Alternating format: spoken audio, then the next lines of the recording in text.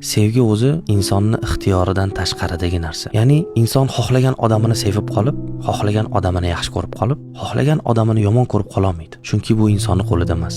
Nima unda insonning qo'lida desa, insonning qo'lida buni boshqarish, buni kontrol qilish. Ba'zan insonga imtihon uchun beriladi sevgi. Ba'zida ne'mat o'laroq beriladi. Sinov uchun berilgan, imtihon uchun berilgan sevgi shunaqa bo'ladiki, siz yaxshi ko'rgan odamingizdan uzoqlashishingiz kerak bo'ladi. Mana shu paytda siz insonligingiz ishga tushishi kerak. Hayvondan farqingiz bo'lishi kerakki, sevgi degan tuyg'ularingizni boshqara olishingiz kerak. Bo'lmasam hayvondan farqingiz qolmaydi. Mukofot uchun ne'mat qilib berilgan sevgi qanaqa bo'ladi desa, bu haqiqiy zo'r narsa. Bu ne'mat uncha-muncha insonlarga berilmaydi. Uncha-muncha insonlarning hayoti sevgi bilan o'tmaydi. Sevgi agar ne'mat qilib berilsa, sizning hayotingizda boshqa insonlarning hayotida yo'q ranglar paydo bo'ladi. Sevgi, muhabbat insonning hayotida bo'lmasa-chi desa, bo'lmasa hech narsa qilmaydi. Chunki inson xohlagan odamini chin ko'ngildan sevib qolib, yaxshi ko'rib qola olmaydi, xohlagan odamidan ko'nglini qaytarib ola olmaydi. Bu insonning ixtiyoridan tashqaridagi narsa. Insonni sevgi ustida qiladigan ish shuki, uni kontrol qilish, uni chegarasini bilish, uni me'yorini chiza olish. Shundagina inson insonlik qilgan bo'ladi. Siz tuyg'ularingizni kontrol qilishingiz ham kerak-da.